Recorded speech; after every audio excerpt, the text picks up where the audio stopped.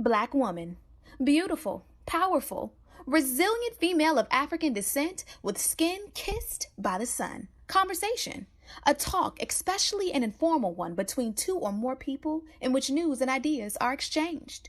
We love being Black women. Black women are ambitious. Black women are confident. Black women are diligent. We are tenacious. We walk out of our houses put together. We are many shades and personalities of fabulous. But we as Black women don't talk about our dilemmas, current events, and what's going on every day that affects us. So, we created this podcast as a way to laugh together, cry together, and have an open conversation about life as Black women. Oh, that's deep. Black Women Conversations.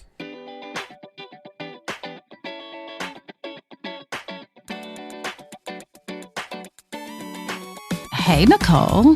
Hey, Janine. How's your week been? The week has been weeking. I will say it's been a very long week. Harrison was out for fall break on Monday, Tuesday, and Wednesday. I know I mentioned that last week. Thursday, he went back to school. Friday, he was out of school because he spiked a fever on Thursday. And Saturday, we were fine, right? We were running around. We went to Blue Ridge. If you haven't been to Blue Ridge, it's actually a really cute, quaint little town that has cabins and stuff like that, right? So we went there with a friend of ours and their kids. And then Harrison, he did fine. He picked apples at Mercy Orchids and we went on the train ride. Everything was great Saturday. Sunday morning, he spiked a fever. We packed our stuff up, went to the hospital. It's nothing like spending the day in the hospital, right, with a toddler that's super sick. So Sunday was a little rough, and now you guys were recording on a Monday. So now today is Monday, and he is running around like nothing is wrong. He still has a cough. He has been labbed up, and none of his labs have come back positive. So it's just run-of-the-mill, upper respiratory virus, which is worse this year, right? Because last year, everybody still had on masks and things. But this year, the flu is like, we back. Rhinovirus is like, hey, where you been? So everybody is just super sick. So if you have kids right now, I know you feel me because half the school is out. Half the school is sick. And half of my office is sick too. So I've been walking around with the mask on because I'm not trying to get the cooties. But yes, my week has been spent on and off with a sick child, plus a splash of fun in there, camping, or what I call glamping, because we don't really camp. We don't need tents and things like that. No. Well, I'm glad that Harrison is feeling better. And you're absolutely right. I feel like my week, Ken and I both have been sick this week, which is always very interesting because it's like the battle of who's sicker. And Janine never wins, ever. I'm just playing. He was really sick. Ken still has a cough. I don't. Well, I kind of do, but I try to suppress it. But yeah, I think that maybe we need to go back to wearing masks, honestly, because we weren't as sick. I don't think I got as sick with the exception of the respiratory illness. I don't think that I got as sick, as frequently when we were wearing masks. Yep, Johnny, but you did get sick. I remember you being sick. It was because I had I was a little sick and then I had the flu shot and then the COVID shot, all right with each other. Yeah, maybe that had something to do with it, but you definitely were sick. But I will say that for the most part, generally speaking, we weren't as sick. And that is why in that office, I'm wearing a mask because every pregnant woman is coming through there coughing and then coming in my little office, closing the door with me having to talk to them for 45 minutes. Oh, no. I'm wearing a mask. I'm Lysol in between y'all and putting my fan on after I spray the Lysol to circulate the Lysol around the room. Because I'm not trying to be up in here sick. So let's go back to the mask. Let's go back. Yeah, but I don't need you choking on Lysol either, my dear. Listen, didn't Trump tell us to snort the Lysol or smoke it or something like that? Ingest bleach and Lysol, something like that. Right, cleanse your system. Cleanse your respiratory system. Sure. How well did that work out for those who were ingesting Lysol? It didn't. Ugh. So Janine, besides being sick, anything else happened this week? Any news? No news. I don't think I did anything this week. This week was actually no, I take that back. It wasn't really chill of a week, but it was like not super eventful like most of my weeks are. I am going into, okay, you know what they call cuffing season? Like where people, they find somebody when they've been dating for whatever, however long they've been dating around in the summertime, because everybody's outside in the summer. And then in the wintertime, when it gets to be cooler, everybody wants to go inside. So it's called cuffing season, right? Well, I'm going through this like cuffing season, even though that I wasn't really outside, but I'm tired. Like I'm getting sick now, I think, because for a couple of reasons. One, because it's that time of year again. But two, because I don't get a lot of sleep. And I've realized that this is going to be, I don't want to say slow down period, because I don't like the concept of slowing down, right? Because it's like, it feels like you're going to come to a screeching halt if you keep slowing down, right? So I don't want to say that, but I will say I'm in a phase of my life right now where I don't necessarily need to be outside all the time. I appreciate the invite. I appreciate you thinking of me. I will think of you. I will send you a gift if you keep inviting me. But every now and then again, I might not come. That's where I am in life. I just might not show up. And it's not because I don't love you. It's just because a girl is tired. And in order for me to like look like something and keep showing up for you when it's really important, I got to get some rest. Because, oh my God, y'all are wearing a girl thin. But I love y'all though. Listen, I am all about the season of selectivity. You got to pick and choose what you want to go to. And if it wears you off and it makes you tired, then don't go. Like I'm with that. And I think that people can appreciate that. Like you don't want to go to somebody's event, like not really feeling it, right? It brings down the whole atmosphere of the event. So go to the events that you're like, I'm excited to go to this event. I'm ready. And if you're not ready and you're not excited, girl, don't go. I've been doing that. I don't show up for everything. I tell you when I'm not going to show up, but I'm definitely not showing up for everything. I can't stretch myself too thin. I have one friend that does this like sort of drive by. She's like, oh, we have this event and I'm just going to drive by my friend's party on the way there and stay for like 20, 30 minutes. I'm going to hit up over there. No, just be present at whatever event you're going to be at, because there's no reason for you to go to your friend's party after you leave the gala overdressed and not wanting to do anything. So just go to the event that you were planning to go to. And if you have a conflict, say, oh, girl, I have a conflict. And leave it at that. Yeah, that's definitely fair. Definitely fair. And look, let me say this, right? I'm very good at, if I'm outside, I stay outside, right? And typically, if I go to one event, I will plan to go to like one or two events in the same night so that I can support multiple people. Like I'm not going to go to two events for the same person or two events for the same people, right? I'm going to go to like, if you have an event, but that's like a happy hour event and then someone else has an event that's a little bit later, or if someone has like the after hour situation, I will line up my going out day so that everything can fit into the same day. However, like if there's, I can pick one thing or, another, I will pick the thing that's most conducive to me being able to support the most people in the same day. However, if I'm inside, I'm inside. Like, I can't tell you how many times I've received a like, hey, we're having such and such, and if you would like to come, and I'm like, oh, nope, that's my inside day. Or I'm already in the house and you're inviting me to something last minute. I'm probably not going to come. If you need me to support something, I'm at that age where you're going to have to tell me, like, I really need your support with this one, right? Because otherwise, I am going to put it on a scale based on what I have going on. And I'm not really going to give it that extra, like, let me just push through to make it happen. The only thing I'm pushing through to make happen these days are getting to the house of the Lord, because I'm exhausted. Like, I am beat down. Do you hear what I tell you? I guess this is my sign that I'm getting old. I guess that's what this is. But I'm okay with it, because what I'm not about to do is be 40 looking like I'm 70. So, yeah, I need to get some rest, y'all. Hope y'all still love me. Girl, they still love you. It'll be fine. Promise it'll be fine. So, I guess we need to hear from our listeners. Listen, y'all, we're going to do better with social media. We just forgive us, charted to the busyness. But how y'all doing? Let us know how y'all been this week. And if you guys are being selective with your time as well. Yeah. I literally, Nicole, when you said that, my mic was muted when you said that, but I really am feeling that. Like, y'all forgive us, because when I tell you a girl is tired, a girl is tired. Like, I used to be the kind of person where I could respond to text messages within the seconds. Like, I was like quick drama girl with the text message. Now, baby, I looked at my phone just right before we started recording. I was like, there are 12 people that I have not even opened my phone to look at their message. Like, how did I get 12 messages in an hour?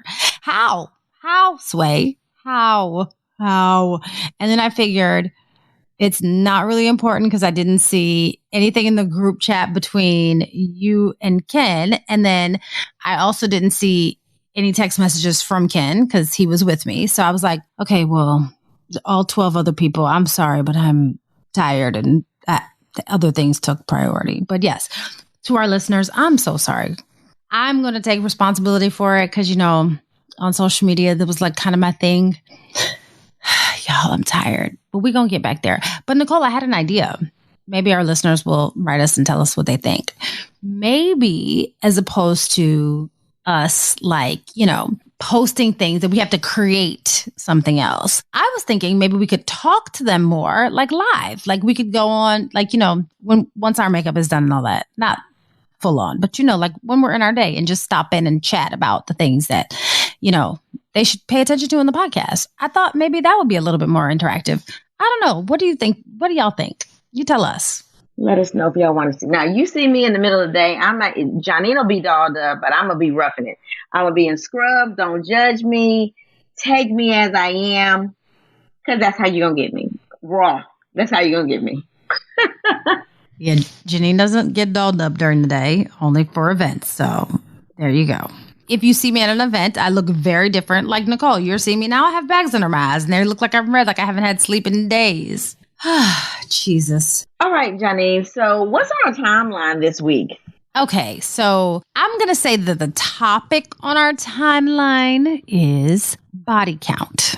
However, I have to give a real quick disclaimer. Not even a disclaimer. Matter of fact, let me just do this. So Club Shay Shay has now graced our timeline for 2 weeks in a row. And typically we don't really talk about other podcasts unless they're on the network. But Club Shay Shay is really doing the thing because it keeps showing up on our timeline, which is very interesting. So I have to get a shout out to Club Shay Shay's like social media, producers, all of those people, all of the people that make these things happen, like us, right? Like, we don't have a team nearly as large as Club Shay Shay. However, I will say this, whatever it is that they're doing, shout out to them because I'm kind of a fan now. And I will tell you why. We had last week's topic with Gabrielle Union, Dwayne Wade from Club Shay Shay. And then this week, it came back from Club Shay Shay on a completely different topic. And so I went and actually watched a Club Shay Shay YouTube and listened to the adjoining podcast. And I will say this is not a podcast that I would traditionally seek out. However, now that I found it, it's kind of worth it. So give yourself a few minutes and listen to this episode that we're going to talk about. Okay, so let me go back focused. So this week on Club Shay Shay, Shannon Sharp chatted with Brittany Renner. Now, if you're like me, and I tend to think that I'm relatively pop culture savvy, I wouldn't say I'm an expert. I have another friend, Nicole, who is definitely a pop culture expert, but I wouldn't say that I'm there. But I tend to stay abreast of what's going on. So I knew of Brittany Renner because she had a baby with PJ Washington, but I didn't really know who she was. And then I kind of felt a little bit ashamed because I didn't know who she was because she used to be a soccer star. I mean, it's a whole thing. So this week's episode was with Brittany Renner. And I'm going to give you a little bit of backstory about who she is because I needed it. And this is who she was. So she's an internet personality, social media influencer. She is actually by trade, I believe, a fitness model, but then she's also an entrepreneur. And what I just kind of gave a nod to earlier is she went to Jackson State, where she was a soccer star until she left school. But a star, like led her team to the championship twice. And she was a star and could have gone pro potentially. However, as she shared in the interview, she fell in love. So she wrote this book, and the book is, matter of fact, I actually, for whatever reason, didn't write down the title. So I'm going to go look it up really quickly because the book is called Judge This Cover. And she wrote it in 2018 when she was 25.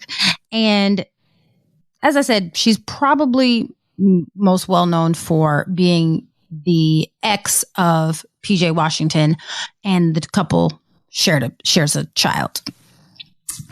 So she kind of has this reputation, Nicole, of being like, you know, a video vixen kind of, but for pro athletes, I guess.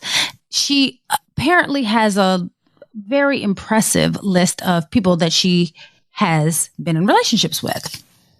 So in the interview, Shannon Sharpe asks her a lot of questions, but he starts from the beginning. He's like, okay, so where'd you grow up? He's like, you were born in Mississippi? She was like, no, I was born in Ohio. She grew up in Mississippi. And he was like, okay, now that the basic information is over, tell me what made you who you are. And he went back to the very beginning. So she shared this about herself. She said that she's biracial. She said she was raised by her white grandparents, so her mother's parents. And she was raised in what she considered a very sheltered, very structured, very whitewashed household. She said you would have dinner at 5, you could have a snack at 8, you were in bed by 9. Very, very structured, she said. And she said that she found it very difficult for her to connect with her grandparents. And she felt like she always had this longing to be with her parents. So her dad was an alcoholic, and so he wasn't in any position to raise her. And she really didn't go into the detail about her mom, but she said that her mom wasn't really in any position to raise her either. So her grandparents kind of took her on, which makes total sense. We all know that's what happens, especially in the South, right? But she said that she really just didn't feel connected to her grandparents. And she always just had this, like I said, longing for, you know, the love of a parent, someone who could understand her, you know, give her the things that parents are supposed to give. So she said that she felt overlooked and unattractive until she started getting attention in kind of like middle and high school, right? She said she went to a predominantly white school. She always just felt like she was kind of on the outside. And she said that she always felt overlooked. She said that she had problems with her skin. She said that she had problems, you know, she didn't really grow into her body. So she was just kind of there, not really a part of the community that she was in. And so then she said when she got into high school, she realized that, you know, people were noticing her. And she said that people started noticing her, as she put it, for all the wrong reasons. But she said at the time, she didn't really know it was for all the wrong reasons. And then she said that between high school and college, people became super focused on her looks and her body. So she seems to be a pretty average, like, social media influencer, right, Nicole? Like, she just seems to be like any other social influencer who is beautiful and has all of the following and so on. Well, but that's not why this interview went viral.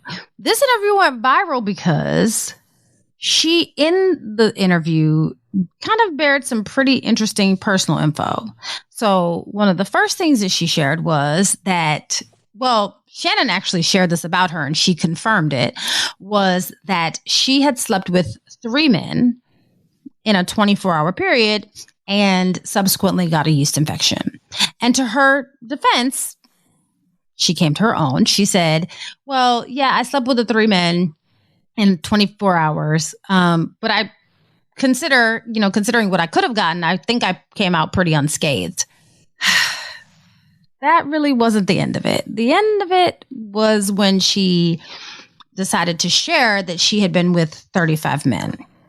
Now, Shannon Sharp jumped in and said, like, well, first of all, he had to take a shot. Then he coughed and was kind of trying to figure out how to get himself together. And Shannon Sharp asked her, why does she share this? Like, why share your body count publicly? He said that most men are okay, or at least could be okay, if they knew your body count, but it was something that was shared between the two of you privately.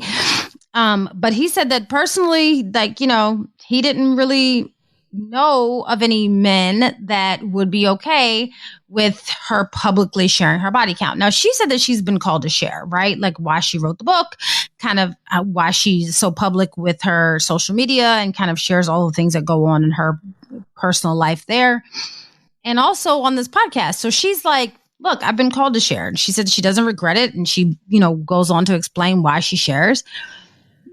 But he was like, yeah, I get it, kind of, but like, you shouldn't do that. And she basically told him that if a man is the man that's supposed to be for her, he's going to be okay and going to have everything that he needs to be able to accept her and her body count, which, look, I can't really dispute with the girl. So, Nicole, I know that this topic could go real left very fast. So we're talking about body count. So I didn't want it to go left fast. So a couple of things. One, I decided to make just a couple points so that I don't go on and on, because I had so many varying feelings about all of this. And then two, I'm going to ask you some questions, and they're going to be very key questions that you can kind of answer. They're supposed to be yes or no questions, but you might want to expand, and then you can go into, is that okay? Okay. Okay. Okay. So first, I want to say this. The title of Brittany's book is dead on, right? Like, judge the cover. So when we first decided that we were going to do this topic, I was like, okay, here we go. It's another like a video vixen, someone who's trying to get famous off of the men they've slept with, blah, blah, blah, blah. Right. And I kind of fit into the narrative of what people were saying about her and PJ. And I kind of was like, I don't know the girl from a can of paint, to be very honest. And the only time I had really ever heard of her was in relation to PJ. So it kind of was like, or like, you know, Basketball Wives. And it was all kind of like interesting in my head. Like, didn't really have an opinion, didn't really not have an opinion, but kind of dismissed her, right? But I feel like she's like a real, like, she has real character. She's not like, oh, I just want to be pretty. I just want people to look at me and think how great I am. She's like, look, this is all going to fade. Like, it has to be something else behind this, right? So I kind of did judge her unintentionally, but kind of did judge her. And then when I listened to the interview, I was like, oh, this girl really is like it. I mean, she's more than what we see on the internet, right? And I realized that there's a special like set of women that have this, right? Like, that are beautiful, they're super unique looking, super gorgeous, and then they have the charisma that men just like flock to them, like the Kim Kardashians of the world, the Amber Roses of the world, and I would include Brittany in this category, where men just flock to them. And yeah, they might not have the best reputation, so to speak, but like, there's more there. If you get beneath the surface, there's something else there.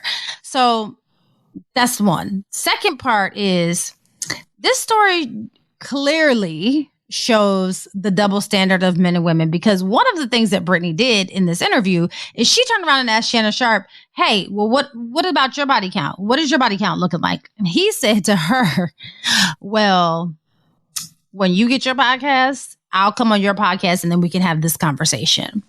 Which, good deflecting, Shannon. Good deflecting. However, double standard here. So lastly, Nicole, I'm going to get into these questions because I feel like it's a thing. The first question I have, and this is yes or no. Do you consider 35 a high body count? Yes. Okay. Do you consider 35 a high body count for men specifically? Yes. Men, women, dogs, all of them. It's a high body count. Okay. Do you consider 35 a high body count for someone who is in the public eye? Okay, what part of 35 is a high body count? I mean, I can't make it no lower. Okay. How about somebody that's our age or higher? High. It's high. Okay. So then my question to you is, does body count actually matter? Yes and no. I think that if it matters to the person with the body count, then it matters, right? So why do you have such a high body count is the question. And do you realize it's a high body count and now you have tried to decrease the rate at which you're acquiring said body counts? Or do you not think anything of the body count and you're okay with it? So I think it depends on why you have the high body count, right? So if you have a low self-esteem and you have high body count, that's a problem. We need to work on those insecurities. If you've been raped or molested, then that's an issue, right? Like we've gone through trauma and that's the reason that we have that high body count. If we're promiscuous, but we haven't been raped or molested and you're not, seeking attention from said people, then why are we so promiscuous? Is it that you have like sex addiction? So there are different reasons for people having a high body count. So it depends on the reason, but the number doesn't change. It's high, right? But why you have it matters. And I think that if there's someone that, let's say I'm dating someone that has a high body count, but they've been through trauma and now they've gone through counseling to overcome that trauma, then to me, it matters that you've overcome the trauma, but I'm not so much impacted by the actual number. Okay. Versus, hey, you have a high body count because you just can't settle down, but then you're trying to date me. That matters, right? Because I'm just going to be a number in the count, right? Instead of 35, I'm going to be number 36. And that's going to be a problem for me. So it depends on the why for me. That's fair. Okay, last question. I did not actually write this down. This question actually came from what you just said. Would you ask someone for their body count? It depends on the situation, right? So it depends on how long I've been with them. It depends on how and where I met that person.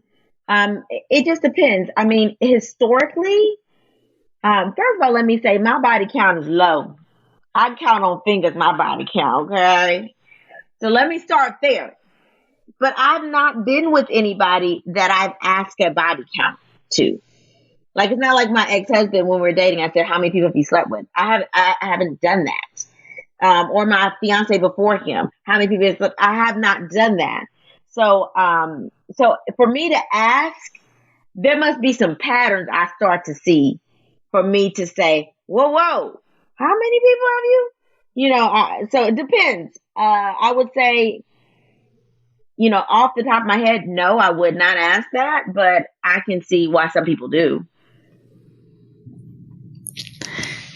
Yeah, I'm always curious. I typically ask my male friends. I think I asked. Ken, did I ask you? I think I did. I think you deflected. I think that I ask my male friends, I think just because I'm curious. Just because I'm really curious as to who are these people that are sleeping with these women that have these high body counts. There are these men who have oftentimes higher body counts, right? So like, I have some friends that have some body counts that are in the hundreds, and these are all men. I don't know of any of my female friends that have body counts in the hundreds. I know female friends that have body counts that are close to the 30s, 35 probably-ish. I don't know. I'm not counting. I'm not really keeping track of my female friends' body counts. Male friends either, but I ask them because I'm curious as to like, how is this, happening? Because for men, typically, if it's offered, they're not turning it down. For us, on the other hand, if it's offered, we're like, thanks for the offer, but no thanks, right? Because it's just something very different about like a fly-by-night kind of situation, at least for me. I'm not going to speak to other women and how they handle their vagina, but for me, it's something very different about a fly-by-night situation with someone as a woman that has to like, take something inside of her than it is for a man. Like they just hitting it and quitting it and they're okay. It's very, very different. So at least for me, again, not speaking for the entire female population. But I just feel like there are people that have super high body counts. I actually was surprised that it was just 35 for her. I was, because I know some people, I mean, not for nothing, but like if we talk about celebrities like Taylor Swift, we assume that she has had relations with the people that she's been with. I mean, think about what her body count's probably looking like at this point, right? Like, and again, not to shame her, not to shame any female or any woman that decides that, they would like to be free with their body. However, that's something that, we have to think about, right? And then at a certain age, are we really still keeping body count? Like, I don't understand. How do we even remember? Like, are we sitting like, especially these men? Honestly, I would be surprised if half of the men that we both know could even give us a number that was within like 5 of what their real body count was off the top of their head. What you think? Really? I don't know. I feel like my male friends they're not hoeing like that. Okay. I'm going to name one name and you tell me if you think that he can, and we can edit this out. If you think that he can give his body count within 5 off the top of his head. Yeah. Oh, I think that Negro is actually keeping like tabs. I think he can tell you an accurate number. They do that, that for some men, it's like a little badge of honor. It's like a trophy, right? So I think that a lot of men can probably tell you exactly how many women they've slept with or men they slept with, right? I think that's them. I think that women try to X people out that they then like literally, like when I was preparing this episode, I was like, what is my body? Let me count. Wait a minute. And I have 4. Wait. Oh man, I forgot about him. You do try to like literally like block out the bad memories. Like women do that, or they say, "Oh, he didn't count. He didn't really count." But men don't really do that. They count like, "Oh, I had sex with her. That's nice. I had sex with somebody else the next night." But women, if it's not like a relationship, we ain't counting it. So, Nicole, my thing is this. I don't think that people should be shamed about their body count as long as you're being safe and responsible. Now, for me and my lady parts, I just don't think that it makes a lot of sense to be spreading them all around thin. That's just me. I mean, I'm still a good old church girl, and I'm not ever going to say like, oh yeah, you should just be having all kinds of sex willy-nilly outside of marriage. Nope, never going to say it. Never going to hear me say it. Do what you want. Janine's not going to condone it. That's what I'm saying. You can do what you wish. Janine's not condoning it. However, if you do choose to be sexually promiscuous, be safe, because you could have a body count of 1 and end up with a child that you were not expecting. And then you could have a body count of 1 and end up with something that you can never get rid of. And I'm not talking about a child. I'm talking about something that you might have to go see Dr. Plenty for. And that's when your body count really does matter. That's when it matters. That one is when the body count matters. So I'm not as much about the number. Now, if you have in the hundreds plus, you need counseling. You need counseling. Whatever it is that you're seeking in that bed, you need to find it elsewhere, because it's not going to be in the bed. But if your numbers are reasonable, if you don't have more than 1 for every year you've been alive, I mean, Janine's not over here judging. That's all I'm saying. All right, Janine. So are you ready to talk through some of these letters? Let's do it. All right. Our first letter reads, Nicole and Janine, I've never been embarrassed about the number of guys I've been with. You see, I'm sexually mature and know what I want. I think women deserve pleasure just as much as men do. So in the past, if I wanted to have sex, I would with whatever guy I wanted to at the time. And I usually never circle back to the same guy because they can start to get a little attached, and I wasn't ready for attachment. But about 6 months ago, I met this really funny guy named Steven while I was out doing a little shopping. We were both in line at the grocery store when he turned and made a joke about how long the cashier was taking. We both laughed. Then he asked me what I was cooking him for dinner, which also made me crack up. We had a little small talk. Once he checked out, he waited on me by the door. He walked me to my car, helped me unload my groceries, then asked for my number. Later that night, he called to see how my dinner turned out. We talked about the football game and made plans to hang out later that week. That weekend, we went to dinner and a movie where we awkwardly ran into two guys I had been with before while we were waiting on our table. I casually smiled and said hello. One guy said, "What's up?" and kept on moving. But the other guy literally pulled me to the side and asked why I slept with him and never returned his call. He seemed pretty hurt. I told him this was not the time and walked away. This didn't really faze Steven. Our date went well and we went on several dates after that, which developed into a relationship. Recently, Steven hosted a game night at his house. Shockingly, I had been with two of his friends who attended the game night, which made the night awkward. One guy was one of his college football buddies. The other was his sister's date. Both guys spoke to me and neither of them brought up that we had been together. But after the game night was over, I went ahead and told Steven that I had been with two of his friends before. I didn't want the information to catch him off guard or make him think that I was hiding something from him. So, with me having a sexual history with two of his friends, plus the two guys from the first date, obviously he started to question if I had been with any of his other friends. So he asked if there were any other guys from my past that we might run into. When I said I didn't know, he asked, "Well, how many guys have you been with?" I got mad and walked away because I couldn't believe he would ask me that. I left his house without giving him an answer. So ladies, should I actually tell Steven I've slept with over 80 guys that I can remember? Or just try to leave the past in the past and request that we just move forward? How can I remain honest and not lose his trust if I don't tell him? Signed, Brendolyn. Okay, Brendolyn, I will just tell you this. I think it's okay to omit some information if it means that you are not going to shame someone else, right? I think that, and I think that Shannon Sharp actually said this on his podcast. I think that it's okay that if you are omitting information for the purposes of sparing someone embarrassment, I think it's worth it. Now, I'm not going to tell you to lie and say so. I don't think you'd say anything because nothing that you're going to say is going to shed you in a positive light. I'm not saying that your number is high because I don't judge people's lady parts. I just don't. Do what you want with it, right? God gave it to you, not me, not my position to tell you what to do with it.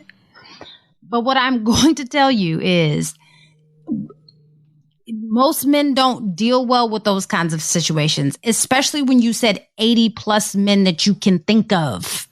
So that tells me that you don't even know exactly how many men you've slept with. And saying, I don't know, is possibly the only thing worse than actually giving your actual body count. So as opposed to doing all of that, just be like, hey, look, we don't really need to share this kind of information. And the reason why is because I'm not big about living in the past because it's there, right? And who I am today doesn't have anything to do with what I did back then, right? I mean, you might have to go biblical on him. God forgives us daily. He doesn't go remind us about the things we did like 10 years ago. He doesn't. And again, I don't think you share this information. I'm not telling you to be deceitful. I'm not telling you to say something that's not true. I'm just saying that this might just be one that you might just keep to yourself. That's just me. What do you think, Nicole? We got to use the spirit of discernment. I just feel like there's a way to come clean and be honest and not lie, but to also not tell the truth. Okay. So I would say, I would go over there. One, you storm out, but you know yourself, you done been holding around. You already know it. right? You've already said that you're sexually mature and you feel like you have sex with whoever you want to have sex with and you don't turn the block, right? So we already know the number is high. You feel like the number is high. That's why you're embarrassed to say it. Okay. But what I would say is men and their egos, all men want to think that they are the first people or at least number 2 or 3. Okay. All men want to think that. No man wants to think that they've been with somebody that they now have to turn into a housewife, right? They don't want to feel that way. That ego thing breaks them down because then they realize, woo, she got experience in this field. I may not be performing at the level of the starting 5, right? And when men do that ego thing, then they have like, mental issue with libido and all kinds of stuff. And you don't want those kind of issues in your relationship. So I would say, listen, hey, baby, the only person right now that matters is you. And I want to focus on us in our relationship. Do I have a past? Yes, I have a past. I am not proud of my past or the relationships that have not worked out, but I feel a deeper connection with you. And let's just focus on that and move forward.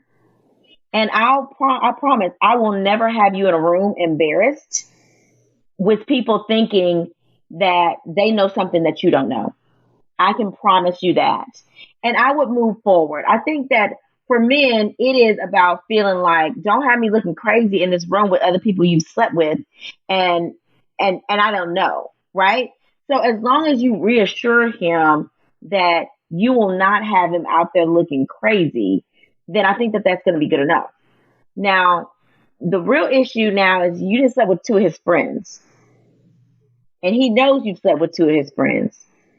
So how do you and him continue in this relationship and hang out with said friends, right? Because that's going to be real weird. Because his friends have had you. He can't really even have boy talk about you because men do that kind of thing. Oh, yeah, they may not share the details, right? But they still going to say, this was going on. I feel good. I'm with somebody good, blah, blah, blah, right? But knowing that they've had you and either they left you or maybe you just left them, it's still going to be awkward because now he can't confide in them about you. Not saying that boys should be telling intimate details of their sexual relationships, but the small talk won't be there. It'll be somewhat awkward. And it may be that you reassure him that, listen, your friends were just like, I was having fun one night. It just happened.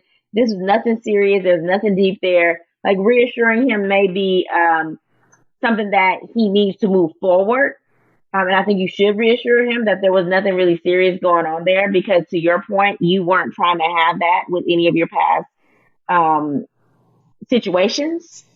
You were just trying to have a quick entanglement and move on. So reassuring him of that could probably help the situation. But again, y'all are going to have to talk through this, how you can move forward and how he can still be friends with these other 2 people. And it may be that he's not as close of friends with them as you think, right? Because you're just seeing these friends 6 months into your relationship. So they probably aren't that close. Maybe this is college buddies that happen to be in town or people that he sees every once in a while, but not people he talks to every day. So maybe it's not going to be as awkward, but you still need to address it to make sure that it's not going to be an awkward situation. But I would not, and I repeat, I would not say, listen, I've been with 80 plus guys that I can remember. That makes you sound like a hoe. I would reassure him that that's your past. You are now his present and his future, and you want to focus on that. That is what I would do, and that's a way to keep it honest and move forward at the same time. Yeah, Nicole, you better than me because I'm the friends thing. It was just a lot. Your 2 friends. We've had this conversation before on this podcast. If it's your friends, like if you've been with my friends, I don't want to be with you. And it's no knock to you. It's just my friends found you first. Like, I don't know. I don't like to cross the toe the friend line. But okay. This one says, ladies, I just have a quick question. I will be pumped if you read it on the podcast, but a simple email reply will do. So I hope you're pumped. It says, my husband, it says second marriage, asked me the other day about how many men I'd been with. Mind you, I'm 48 years old, so I definitely thought that he was kidding, or he was watching something on the TV and asked me just as a rhetorical question. So I didn't answer. Well, he brought it up again. He said, I must have something to hide since I didn't respond. I still haven't responded. My question was to him, why is it important after 8 years of marriage, especially since we've both been married before? I don't understand why he wants to know. I don't even want to answer his crazy question. Ladies, am I tripping, or is he being a little obscure, or should I just tell him what he wants to know and get it over with? Listen, I wouldn't answer that question. First of all, I would be like, even if I did know the answer, I would be like, I don't remember that. That's been so long ago. We've been married for 8 years. We probably together 2 years before that. It's been 10 years since I've been with anybody else. So I don't remember that. How many women have you been with? So I would flip it, because you've been married. It's not like you're going to find some information out and have grounds to divorce you. So why does it matter? Why does it matter? Like, this is the time to find that information out is when you're dating somebody, if it really matters. You find it out before you get legal papers on somebody that's binding. You don't find that out after 8 years of marriage, especially if that you haven't been with anybody for 8 years, right? You haven't been with anybody at least since before him. I hope not. Now, he might be asking you because you cheated. Now, he had a right to ask all the questions he wants to if you've been around the block cheating. But if you haven't and you've been faithful in your marriage, I would reassure him, like, I don't remember how many people I've been with. I was married before you, so I was with him, and I haven't been with anybody else since I got married to you. So why does it matter? And I would leave it at that. If he can't accept that you haven't been with anybody since he's been with you, and that you don't remember because it's been a decade, then he got problems. He got problems. Because that is just irrelevant. So I see why you walked away. But ladies, we got to be quicker with the tongue. We got to be quicker with the tongue. You know, you got to flip it back, or you have to be clever with your words and say, why does it even matter? I've been with you for 10 years. Why does it matter? I haven't been with anybody for 10 years, which is all that matters. Then let him go to sit back, things that make you go, you're right. You're right. And then once he says you're right, then you can say, and Daddy, you the only thing that matters. Look, you the best I ever had. Go ahead and stroke that ego a little bit. Put it out there. So then he can walk around with his chest stuck out a little bit around the house. But yeah, I mean, none of that matters. Tell me what you think. Now, Nicole gonna have you out here pregnant, talking about some Daddy, you the best thing I ever had. Girl. No, Nicole. No. I'm with you. Be quicker with the tongue, but don't get that quick, because then you end up pregnant. All I'm saying is this seems like a situation where it sounds like your husband might have added to his body count. And it sounds like when he added to his body count, he couldn't accuse you of cheating, so he brought this up. That's what it sounds like to Janine. Or at least that's what my little Leo mind would have conjured up if Ken came home and asked me what my body count was today. Because, I mean, my dude, we've been together all this time. What difference does it make? We here now. You the one that bought the horse. So you bought the horse. You bought the bad horse. Too bad. You stuck with me now. That's what I'm saying. That's what I would be saying. So what would be the purpose of me answering your question? I just wouldn't answer it, even if your body count was like 2. Your first husband and this husband.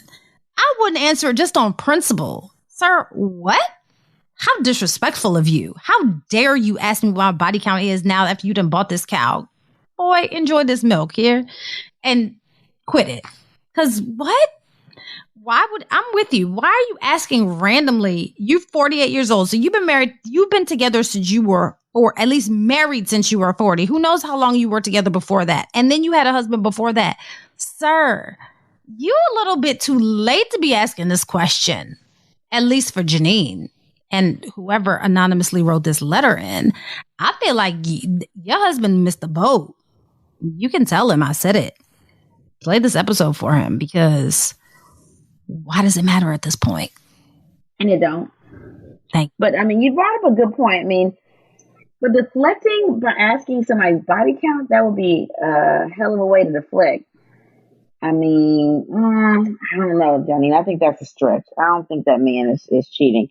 But there is some reason. I don't know why he's asking it out of the blue.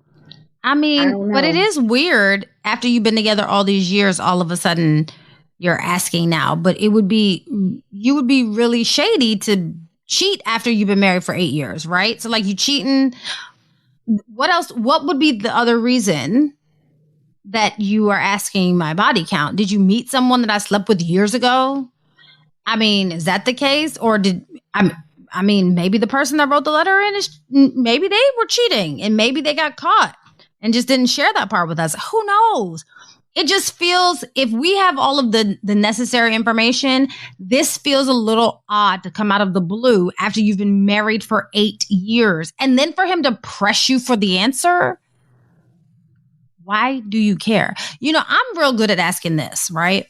Maybe you should do this. And this might be some really terrible advice. So if it doesn't work, please don't come call him. But this is what Janine does. If my husband asks me a question that I know he doesn't really want the answer to, I really ask him, like, do you really want the answer to this question? Do you really want the answer to the question? Because that's a real thing, right? Like, people ask because they think that that's what they're supposed to do. Sometimes they just ask out of habit, right? Like, sometimes they're just asking because they just want something to ask about, or they want to be engaged. And that's a way of being engaged, is to ask a question. But sometimes they really don't want to know the answer to this question. And I really don't think that your husband wants to know the answer to the question. The only right answer to that question for him is 2, you and your ex-husband. And it might really, in his mind, in his male mind, it might really be 1. That might really be the answer to the question, right? Him. He might just want to know that that he's the only person, that your first marriage you was celibate. Who knows? I just ask him, does he really want the answer to the question? And if he really wants the answer to the question, then he's ready and prepared for the consequences that may come along with the answer. So if he says yes, maybe you go ahead and tell him. It's against my better judgment. But sometimes people, they got to find out what they don't really need to know so they can stop asking dumb questions. There's that. All right, Janine. So what did you learn new this week? Okay, this one is actually kind of interesting. So Nectar Sleep, you know, the people who make the sleep mattresses, the mattresses that we sleep on, they like go up and down. I think they make sleep almost something like Sleep Number, but it's Nectar Sleep. So they did a study. They did a study about, it was only for people 30 and under that had settled down. So 30 and under that had settled down, and they wanted to know how many people that they'd slept with before they settled down. They only surveyed people in the US, okay? And this is what they got. The average female, or person that identifies as female, had slept with 19 people before settling down. And for those of you who cannot see Nicole's faces, I have honored to be able to see. She is shocked and stunned, and she has backed away from the screen because she's shocked. So for the average male, person that identifies as male, again, who had settled down by 30, prior to them settling down, had slept with 26 people or individuals. So again, celebrity, body count, 35, might not be as high as we think, Nicole. I was shocked too. What did you learn new this week? So a couple things. I did look at some things about body count, which that was much lower than your body count study, but you did survey people under 30. But one thing I did learn is that there is a body count sex calculator out there by slate.com, and it can tell you how you compare to your peers of your own group and gender when it comes to body count. Yeah, girl, you just go to it. You put in your age, you select whether you're male or female, and click calculate. And then it'll tell you your body count is higher than 69% of other females your age, or it's lower than 80% of females your age. Yeah, I mean, it's like a whole thing. It's a whole thing. So it lets you know. I guess it tells you, like, almost like on the scale of hoishness, this is where you fall. I thought that was horrible, but yeah, there's a sex calculator out there. Mm-hmm. Yeah, I'm a pass on that one. Right. All right, Janine, are you ready for the motivational moment? Yes, ma'am. And this motivational moment reads, all of us aren't lucky enough to fall in love with a college sweetheart and stay with them forever. For many of us, we had trials and errors before getting it right. There's no shame in that. As long as you and the person you choose to love respects your body and privacy, that's all that matters. Until we meet again, pray, work, slay. And show off your melanated excellence. Bye. Oh, That's Deep, Black Women Conversations is produced by Nicole Lee Plenty and Janine Brunson Johnson. Executive producer, Ken Johnson. Get the Oh, That's Deep Black Women Conversation podcast on Apple Podcasts, Spotify, Stitcher, Google Podcasts, or where you get your podcasts. Please subscribe and rate us. You can follow Oh, That's Deep Black Women Conversations on IG at Oh, That's Deep BWC. Oh, That's Deep Black Women Conversations is a Mean Old Lion Media production.